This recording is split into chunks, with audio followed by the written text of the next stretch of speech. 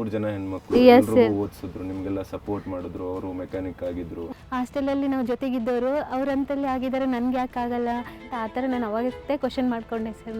ನಾನು ಮಾಡಲೇಬೇಕು ಅಂದ್ಕೊಂಡಾಗ ಯಾರಾದರೂ ಮಾಡ್ಬೋದು ಸರ್. ಅಂದರೆ ಇವಾಗ ಯೂಶಲಿ ಹೆಣ್ಮಕ್ಳಿಗೆ ಏನು ಪ್ರಾಬ್ಲಮ್ ಅಂದರೆ ಸರ್, ಮನೆಯಲ್ಲಿ ಏಜ್ ಬಂದ ತಕ್ಷಣ ಮ್ಯಾರೇಜ್ ಮಾಡಬೇಕು. ಒಂದು ನಿರ್ಧಾರ ತೊಗೊಂಡಿದ್ದೀನಿ ಅಂದರೆ ನಾಳೆ ಏನೇ ಪ್ರಾಬ್ಲಮ್ಸ್ ಬಂದ್ರೂ ಫೇಸ್ ಮಾಡಲಿಕ್ಕೆ ರೆಡಿ ಇರಬೇಕು. 1 ಇಯರ್ ಯಾರಿಗೂ ಆದರೂ ಕಷ್ಟ ಆಗುತ್ತೆ ಸರ್. ಸ್ಟಾರ್ಟಿಂಗಲ್ಲಿ ನಿಮ್ಮ ಕ್ಲಾಸು ನಿಮ್ಮದು 10 o'clock ಕ್ಲಾಸ್ ಇತ್ತು ಸರ್. ನಾನು ಅದು ಎವ್ರಿ ಡೇ ಮಿಸ್ ಮಾಡಲಾರ್ದೆ ನೋಡ್ತಿದ್ದೆ ಸರ್. ನೀವು ಹೇಳಿದ್ದು ಒಂದು 3 times ಕೇಳಿಬಿಟ್ರೆ ಮತ್ತು ನಾನು ಓದೋ ನೆಸಸರಿನೇ ಇರಲ್ಲ. ಫಸ್ಟು ನಾವು ನಾಲೆಜ್ ಗೇನ್ ಮಾಡ್ಬೇಕು ಸರ್, ಆಮೇಲೆ ಎಲ್ಲ ಜಾಬ್ಗಳು ನಮ್ಮನ್ನೇ ಉಡ್ಕೊಂಡು ಬರುತ್ತೆ. ಇರೋ ಉದ್ದೇಶನ ಮರಿಬಾರ್ದು ಅಂತೇಳಿ ಮತ್ತೆ ಸ್ಟಾರ್ಟಿಂಗ್ ನೆನ್ಪು ಮಾಡ್ಕೊಂಡೆ ಸರ್. ಫೈನಲಿ ಅದು ನನಗೆ ಕೈ ಹಿಡೀತು ಸರ್. ಎಸ್ ಸರ್, ಅವರಿಗೆ ಖುಷಿಯಲ್ಲಿ ರಿಸಲ್ಟ್ ಹೇಳಿದ ತಕ್ಷಣ ಮಾತೇ ಬರ್ತಿಲ್ಲ ಸರ್. ಅಷ್ಟು ಯಾರು ಅವಮಾನ ಮಾಡಿರ್ತಾರೋ ಅವರೇ ಸನ್ಮಾನ ಮಾಡಿದ್ರು ಸರ್ ನನಗೆ.